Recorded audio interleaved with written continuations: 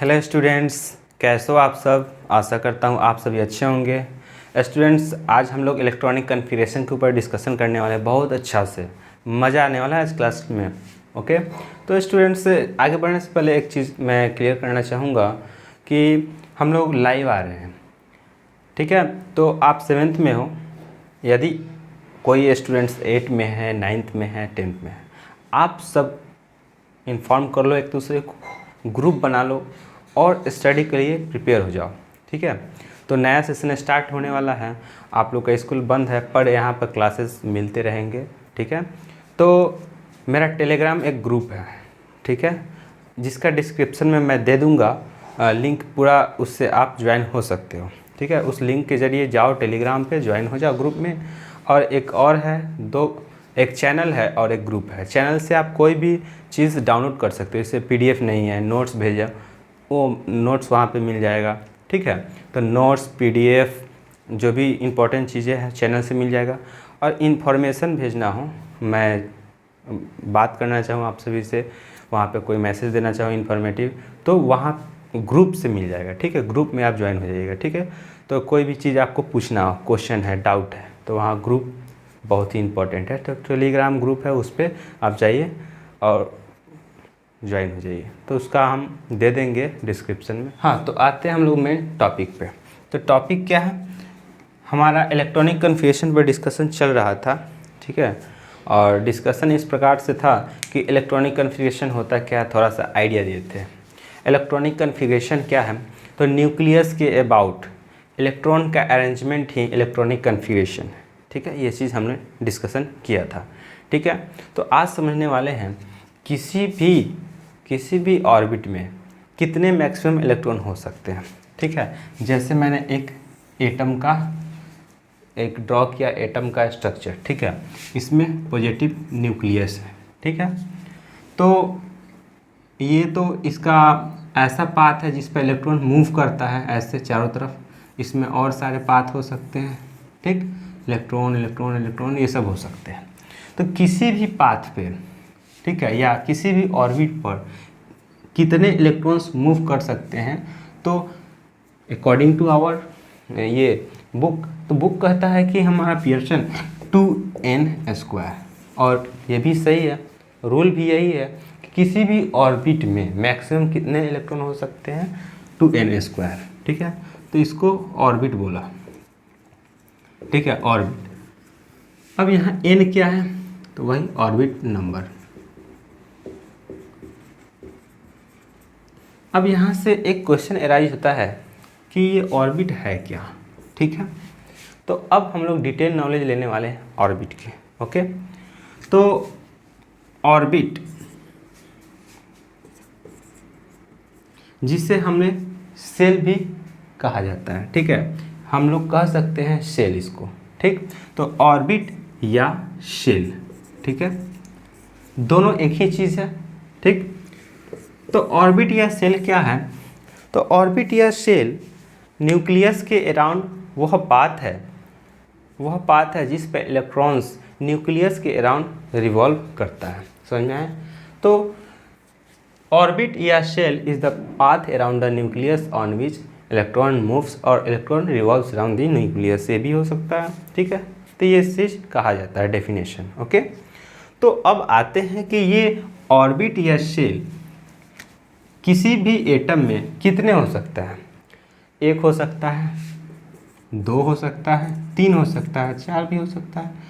जिसका एटम का साइज बड़ा होगा उसके पास ऑर्बिट की संख्या ज़्यादा हो सकता है, depending upon the atom, okay. तो एटम जिसका बड़ा होगा उसमें ऑर्बिट की संख्या ज़्यादा होगा। बात समझ में आया। तो एक चीज़ बहुत इम्पोर्टेंट है, इसको याद रखना चाहिए, ठीक। अब हम लोग आगे बढ़ते हैं, अगला चीज़ कि ऑर्बिट को ही शेल बोलते हैं। जैसे हमारा ये एटम हुआ, ये हमने ऑर्बिट बनाया, ठीक है। तो न्यूक्लियस के बाद जो पहला भेटाया, यानी पहला क्या, पाथ या ऑर्बिट, इसी को हम लोग ऑर्बिट बोलते हैं, जिस पर इलेक्ट्रॉन रिवॉल्व करता है न्यूक्लियस के अराउंड, या शेल, ठीक। तो इसको हम लोग पहला शेल बोलते हैं, इसको दूसरा शेल, इसको तीसरा शेल। ठीक है, ठीक, शेल या ऑर्बिट। ठीक, अब हम लोग शेल के टर्म में लिखते हैं जब, तो हम लोग कैसे लिखते हैं, इसको के शेल बोलते हैं, इसको एल शेल, इसको एम शेल। अब एक और आगे हो सकता है एन शेल। ठीक है, चौथा नंबर। और देखा गया है लगभग 4 शेल में या 4 ऑर्बिट में सारे के सारे एलिमेंट्स कवर हो जाते हैं। हमारे पास जितने भी एलिमेंट्स पीटी में हैं वे सारे कवर हो जाते हैं। बात समझ में आया? तो हम लोग ऐसे लिख सकते हैं, ऑर्बिट या शेल, जैसे ऑर्बिट नंबर 1 है तो इसको के लिख सकते हो, और इधर क्या लिख सकते हो, ऐसे लिखो ऑर्बिट और इधर शेल। अब सही है।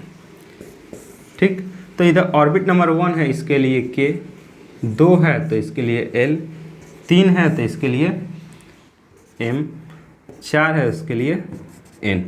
तो इस हिसाब से हम लोग लिख सकते हैं। ऑर्बिट को शेल कहेंगे, ऑर्बिट 1 2 के फॉर्म में, और शेल के एल एम एन के फॉर्म में। बात समझ में आया?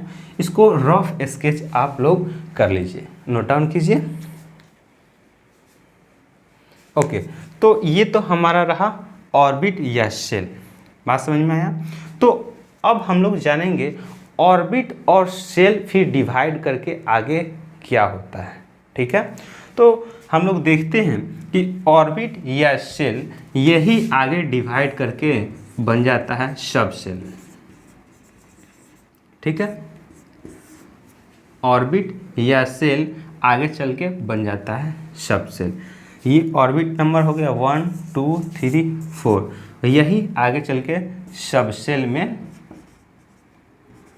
कन्वर्ट या डिवाइड कर जाता है। जैसे पहला नंबर ऑर्बिट या जिसको के शेल बोलते हैं, इसको बांटा गया है एस में।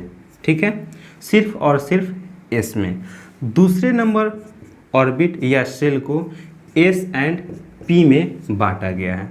तो एक चीज़ ध्यान रखना होगा कि पहले नंबर का है, या पहले नंबर बोलो या के शेल का सब शेल है, तो हम लोग लिखेंगे या पहले नंबर का एस, और दूसरे नंबर में क्या है, सेकेंड ऑर्बिट। तो सेकेंड ऑर्बिट को बांटा गया एस एंड पी में, तो सेकेंड का एस, सेकेंड का पी। और एक चीज़ ध्यान रहे कि ये जो है ना कैपिटल लेटर नहीं है, स्मॉल लेटर है, ये भी स्मॉल, ये भी स्मॉल। ठीक, और तीसरे जो है, तीसरा जो ऑर्बिट है या एम शेल है, उसको बांटा गया है एस पी एंड डी में। तीसरे का एस, तीसरे का पी, तीसरे का डी। समझ में आया? और अब है चौथा, फोर्थ या इसको बोलते हैं एन। ठीक है, तो ये फोर्थ शेल बोलो या फोर्थ नंबर ऑर्बिट बोलो, जिसको एन भी बोलते हैं, इसको बांटा गया है S P D and F. तो फोर्थ नंबर का एस है, फोर्थ नंबर का ही पी है, और फोर्थ नंबर का ही डी है, एंड एफ ही फोर्थ का है। ठीक है, तो ये रहा हमारा जो सेल है। आप इसके जस्ट नीचे लिख सकते हो, इसके जस्ट सामने। ठीक, यही चीज़ यहाँ तो ऊपर दिखने के लिए हम लिख दिए। ठीक, तो हमने देखा पहले ऑर्बिट, ऑर्बिट क्या है या सेल क्या है। तो ऑर्बिट या सेल न्यूक्लियस के अराउंड वह पाथ है जिस पर इलेक्ट्रॉन रिवॉल्व करता है, ये समझ में आ गया। अब उसके बाद देखें कि किसी भी एटम में एक सेल हो सकता है या ऑर्बिट हो सकता है, उसमें ज़्यादा भी हो सकता है, एटम के ऊपर है। ज़्यादा एलिमेंट हो, बड़ा एलिमेंट होगा कोई, तो उसके पास ज़्यादा ऑर्बिट होगा। बात समझ में आया? अब उसके बाद में हम लोग सबसेल के बाद एक कंसेप्ट समझेंगे ऑर्बिटल का। किसका? ऑर्बिटल। ठीक है, इस ऑर्बिटल का कंसेप्ट समझ में आ जाएगा तो हम लोग कन्फिगरेशन जो लिखना है, इलेक्ट्रॉनिक कन्फिगरेशन, बहुत अच्छे ढंग से लिख पाएंगे। ठीक है, तो इसको आप ये वाला पोर्शन, जैसे कि ऑर्बिट के बाद सेल, सेल के बाद सबसेल, इसको इस तरह से नोट कीजिएगा तो काफ़ी बेहतरीन ढंग से याद रह पाएगा। तो इसके बाद जस्ट यहाँ नोट कीजिएगा। ठीक है, नोट कर लीजिए। ठीक है, अब हम इसको मिटा देते हैं, रफ कर देते हैं। तो हम लोगों ने पहले क्या देखा, पहले देखें ऑर्बिट या शेल, फिर इसको देखें ऑर्बिट या शेल में कि इसके बाद सबशेल है, सेल या ऑर्बिट डिवाइड करता है सबसेल में, फिर उसके बाद अब देखना है ऑर्बिटल। जहाँ ज़्यादा ऑर्बिटल होगा वहाँ एस लगा देंगे, ऑर्बिटल्स। समझ में आया? तो ऑर्बिटल्स के बारे में कहा जाता है orbital is the 3 dimensional space around the nucleus where finding of electron is maximum. या कहते हैं कि न्यूक्लियस के अराउंड ये जो ऑर्बिटल है, ऑर्बिटल वो 3 डायमेंशनल स्पेस है न्यूक्लियस के अराउंड जहाँ पे इलेक्ट्रॉन के फाइंड यानी प्रोबेबिलिटी जो होता है, इलेक्ट्रॉन के पाए जाने की जो पॉसिबिलिटी होता है बहुत ज़्यादा होता है। बात समझ में आया? तो ये ऐसा ऑर्बिटल है वहाँ इलेक्ट्रॉन काफ़ी मात्रा में होगा और पॉसिबिलिटी नहीं, वो 100% वहाँ रहेगा। ओके, तो यहाँ ऑर्बिट था या सेल था, तो सबसेल में बटा फिर ऑर्बिटल्स में। तो मान लेते हैं पहला ऑर्बिट है या के शेल है, दूसरा है एल है, तीसरा है एम है, चौथा है यहाँ एन है।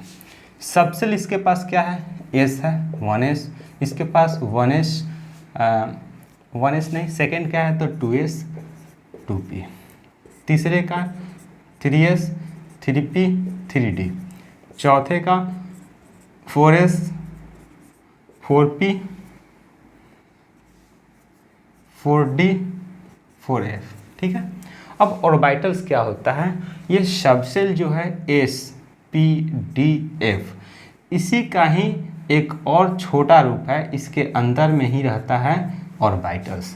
तो इसके पास सिर्फ एक ऑर्बिटल है, ऑर्बिटल्स माने ये जो है बॉक्स, इसको ऑर्बिटल, यानी कि यहाँ पे जो इलेक्ट्रॉन है फाइंडिंग क्या है, मैक्सिमम है, probability of finding of electron here is maximum. Okay, तो यहाँ पे ज़्यादा होगा, तो यहाँ पर एस में कोई भी ऑर्बिटल में, एस में ही नहीं, कोई भी ऑर्बिटल में इलेक्ट्रॉन मैक्सिमम 2 हो सकता है। एक ऐसे लिखते हैं, दूसरा को इस प्रकार से लिखते हैं। ठीक है, और P के पास जो होता है ऑर्बिटल 3 होता है, तो इसके लिए हम लोग बोलते हैं ऑर्बिटल्स। और इसमें मैक्सिमम, कोई भी ऑर्बिटल में मैक्सिमम इलेक्ट्रॉन याद रखना है, मैक्सिमम इलेक्ट्रॉन 2 होगा। Any orbital have maximum 2 electrons, इसको नोट कर लेना कहीं भी। ठीक है, तो P में ऐसे लिखेंगे पहले, उसके बाद ऐसे लिखना शुरू करते हैं। इलेक्ट्रॉन को पहले ऊपर की ओर लिखते हैं, फिर उसके बाद डाउनवर्ड लिखते हैं। इसको बोलते हैं क्लॉकवाइज, इसको बोलते हैं क्लॉकवाइज, इसको बोलते हैं एंटी क्लॉकवाइज। ठीक है, और तीसरा जो D है, D जो सबसेल है, इसको देखा गया तो इसके पास जो ऑर्बिटल था 5 था, और इसमें मैक्सिमम कितना इलेक्ट्रॉन आ गया 6, इसमें कितना 2, इसमें कितना आएगा, यहाँ देखा जाए तो 10 आएगा, 2 2 4 2 6 2 8 2 10।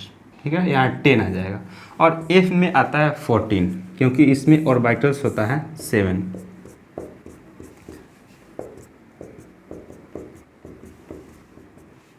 ऐसे।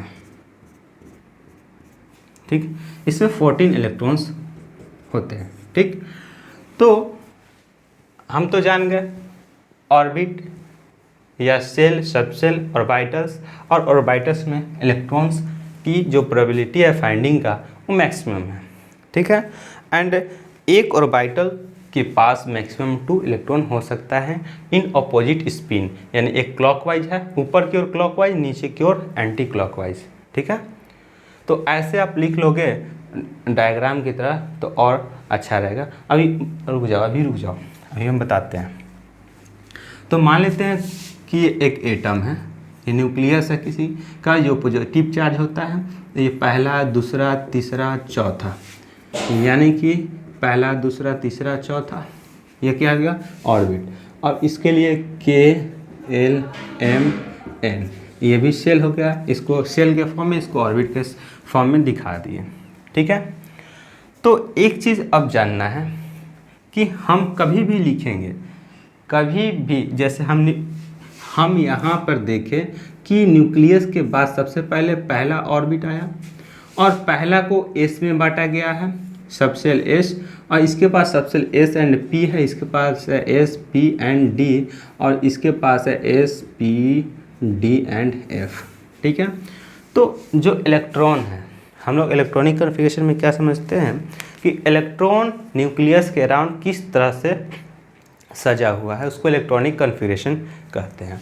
ठीक है, तो जैसे इलेक्ट्रॉन भरना शुरू करेंगे तो पहले पहला ऑर्बिट में, फिर दूसरा में, फिर तीसरा में, फिर चौथा में। ठीक है, तो जब भी हम लोग भरेंगे तो एक चीज़ का ध्यान रखेंगे, पहले S में भरेंगे, पहले S, फिर P में, फिर D, उसके बाद F। क्यों भरेंगे? तो एनर्जी के अनुसार हम लोग भरते हैं। S के पास कम एनर्जी होता है तो सबसे पहले कम वाले को, तो S, फिर उसके बाद P, फिर D, फिर F। एनर्जी इंक्रीजेज, इधर बढ़ रहा है। तो ऑर्बिट, जैसे हम लोग जानते हैं न्यूक्लियस के फार जो होते हैं ऑर्बिट, उसके पास ज़्यादा एनर्जी होगा, क्योंकि न्यूक्लियस से दूर जाते वक्त हम लोग देखते क्या है, एनर्जी बढ़ते जाता है। पहले देखे होंगे हैं, तो पहले के पास जो एनर्जी होगा चौथा से कम होगा, तो एनर्जी के अनुसार हम लोग भरते हैं इलेक्ट्रॉन। तो पहले फर्स्ट नंबर में, फिर सेकंड, फिर थर्ड, फोर्थ। तो इस हिसाब से हम लोग इलेक्ट्रॉन को भरेंगे।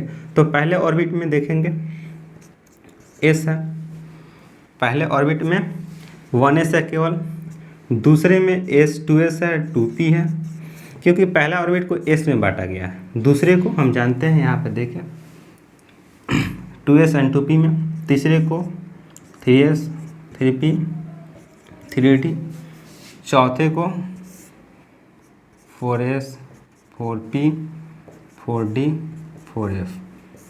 ठीक है, और चौथे ऑर्बिट तक आते आते हमारे जो 118 एलिमेंट है पूरे पीटी में पूरे कवर हो जाता है। बात समझ में आया? अब यहाँ पे एक चीज़ ध्यान रखना है, ये एनर्जी क्या हो रहा है, इधर बढ़ते जा रहा है, लेकिन यहाँ पर देखा गया जो एनर्जी 4s का है, 4s का एनर्जी कम होता है 3d से, इसलिए इसका जो प्लेस है चेंज हो जाता है, ये एक दूसरे से रिप्लेस कर लेता है। तो फाइनली हम लोग लिखते हैं इलेक्ट्रॉनिक कॉन्फ़िगरेशन, पहले 1s, फिर उसके बाद लिखते हैं 2s 2p 3s, सब कुछ वैसा ही होगा, 3p, यहाँ पे 4s 1 और 3d, 4s 1 नहीं, मतलब कि यहाँ पर अगर एक इलेक्ट्रॉन है तो 1 और 2 रहेगा तो 2, तो मैक्सिमम 2 हो सकता है। 3d, उसके बाद में फिर वही ये सब वैसा ही हो जाएगा, 4p 4d 4f। ठीक है, ऐसे लिखेंगे। अगर देखें KLMN के फॉर्म में, शेल के फॉर्म में, तो ये K है, ये L है, ये M है और ये N है। यहाँ पर देखेंगे वैसा ही, यहाँ K है, यहाँ L है, यहाँ M है और यहाँ पे N है। समझ में आया?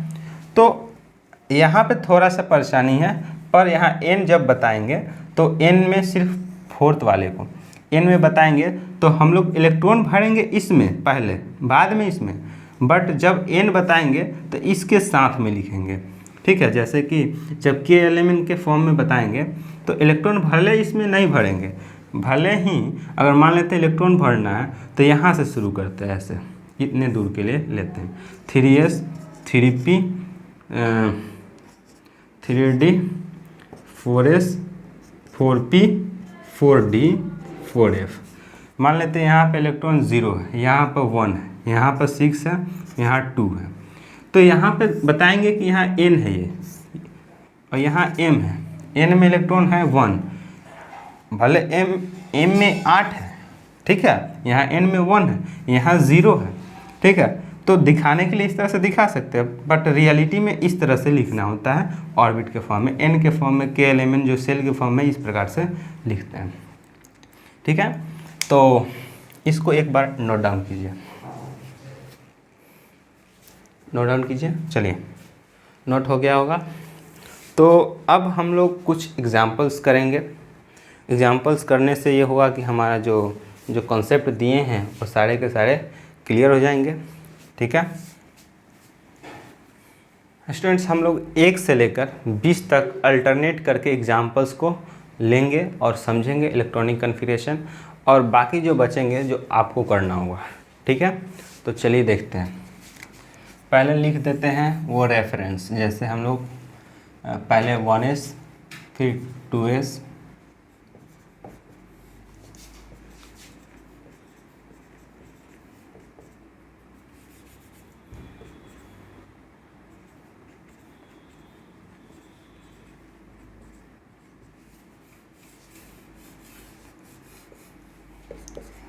इसको K, इसको L, M, N ऐसे लिख सकते हो, ठीक है।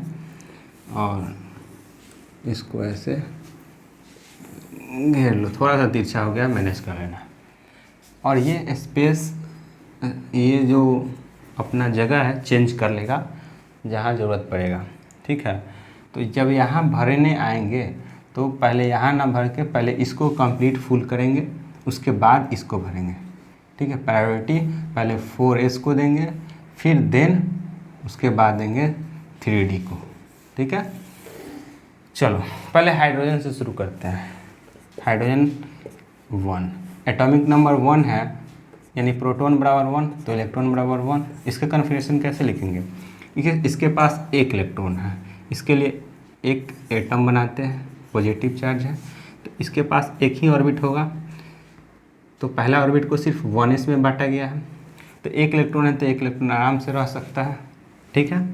तो या ऐसे लिख सकते हो या k बराबर 1 लिख सकते हो, दोनों सही है, ठीक है। अब हम लोग आते हैं लिथियम पे। लिथियम 3 होता है, इलेक्ट्रॉन इसके पास 3 आएगा। अब यहाँ पे इलेक्ट्रॉन ऐसे दिखा सकते हो या डॉट करके भी दिखा सकते हो, ठीक है। तो यहाँ पर देखेंगे क्या कि इसके पास 3 इलेक्ट्रॉन है, तो 3 इलेक्ट्रॉन है तो 2 इसमें डाल देंगे, बच जाएगा जो सेकेंड में डालेंगे, सेकेंड नंबर ऑर्बिट में, तो 1s 2 कंप्लीट फुल हो गया।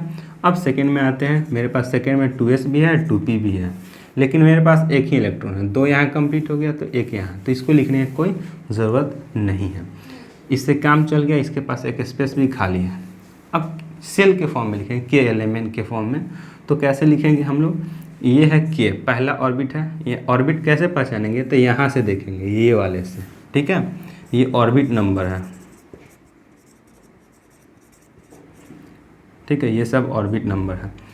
तो के बराबर 2 और एल बराबर 1, तो के एल के फॉर्म में ऐसे लिख सकते हो, K2L1, ठीक। अब आते हैं हम लोग नियोन पे, 10 होता है, ठीक है। तो नियोन 10 है तो कैसे लिखेंगे? 10 इलेक्ट्रॉन है, इलेक्ट्रॉन बराबर 10। तो पहले S को लिख लेते हैं, 1s 2, फिर 2s 2, और सेकेंड में P भी है तो यहाँ पे 6 आ सकता है मैक्सिमम। तो 2 तो इसको दे दिए, बच गया 8, तो 8 बच गया, 2 इसको देने के बाद में 8, तो यहाँ पे 2 आ सकता है, फिर बच जाता है 6, तो 6 आराम से आ जाएगा। तो 10 कंप्लीट हो जा रहा है यहाँ पे। तो पहला ये K है, K में 2 है, ठीक है। L है ये, तो L में कितना है? 8 है, ठीक है। तो हम लोग इसको के एलिमेंट के फॉर्म में लिखेंगे जब, तो K बराबर K2L8 ऐसे लिख देंगे, ठीक है। ऐसे लिख दोगे सही हो जाएगा, ठीक। अब हम लोग आते हैं फास्फोरस 15 पे। इलेक्ट्रॉन कितना हो जाएगा? 15, ठीक है। इलेक्ट्रॉन 15, देन हम लोग कैसे लिखेंगे? 1s2 2s2 2p 6, यहाँ तक 10 कंप्लीट, ठीक है। पहला में 2, इसमें 8, बच जाता है 5। तो तीसरे ऑर्बिट में चलते हैं। तीसरे वाले में जो इलेक्ट्रॉन आता है वो तीसरे 3s 3p बचा है, फिर 3d बचा हुआ है, तो 2 इसमें डाल देंगे, ये 10 हो गया। तो 10 के बाद में 5 है तो 2 इसमें डालेंगे, 3 बचेगा, तो p में 3 डालेंगे कंप्लीट, तो 3D नहीं भी लिखेगा तो काम चल जाएगा, ठीक है। तो इसको रफ ही कर दो सबसे अच्छा। तो ये है हमारा K, ये है L, ये है M। तो KLM के फॉर्म में अगर लिखना चाहें तो K2L8M5, ठीक है, ऐसे लिख सकते हो। समझ में आई बात। अब हम लोग लिखते हैं किसका, K19 का। इसका कैसे लिखेंगे, 1s2 2s2 2p6 3s2 3p6 4s1, ठीक है। यहाँ पे ये तीसरे में 3d भी है, ठीक है, पर इसमें नहीं डाला गया है, 4s1 में डाला गया, ठीक है। तो ऐसे हम लोग लिखेंगे। 19 है, यहाँ 3d और 4s जब भी आए तो हम बताए थे क्या, पहले इसमें फिर देन इसमें, ठीक। फर्स्ट ये है, सेकंड, पहला नंबर इसको देना है फिर इसमें। तो यहाँ पे अगर P के बाद कोई भी इलेक्ट्रॉन आए तो पहले 4s में डालेंगे, ठीक है, पहले इसमें देन इसमें, ओके। तो हम देखें कि यहाँ ये फर्स्ट है, ऑर्बिट नंबर यहाँ से पहचानते हैं, तो K, ये L, यहाँ तीसरा है M और ये चौथा आ गया है N, ठीक है। तो KLM के फॉर्म में लिखेंगे तो K बराबर 2, तो K2L8M8 और N1, ऐसे लिख सकते हो। तो जो भी रिमेनिंग रह गया, यानी जो भी बच गया, तो वो सब आपको करना है। और कोई दिक्कत हो तो बताइएगा। हमको लगता है कि कोई दिक्कत आने वाला नहीं है, बहुत अच्छा से हम एक्सप्लेन किए हैं। और 1 से 20 तक आप लोग बार बार बनाइए, फिर उसके बाद 20 से ऊपर 30 तक हम बताएंगे, ठीक है, नेक्स्ट क्लास में। तो एक चीज़ जाते जाते आप लोग सब्सक्राइब कर लो, बहुत ही अच्छा चीज़ें मैं बता रहा हूँ। और इलेक्ट्रॉनिक कन्फिगरेशन तो काफ़ी डिफ़िकल्ट चीज़ होता है, पर मैंने बहुत ईजी में बताया। तो सब्सक्राइब करो, लाइक करो, शेयर करो दोस्तों के साथ, इससे तुम्हें ही फ़ायदा है। तुम्हारा जो फ्रेंड सर्कल है स्ट्रांग हो जाएगा, पढ़ने वाले विद्यार्थी होंगे, तुम लोग डॉक्टर, इंजीनियर, चाहे कुछ भी बनना चाहो तो एक ग्रुप अच्छा बना रहेगा तो अच्छा रहेगा, ठीक है। तो सब्सक्राइब करेगा तो तुमको पता चलेगा कि मेरे पास जो वीडियो बन रहा है तुम्हारे पास कैसे पहुँचे, जल्दी से जल्दी देख लो, ठीक है। तो बाय, फिर मिलते हैं नेक्स्ट लेक्चर में। तब तक जुड़े रहिए अचीवर्स क्लासेस के साथ।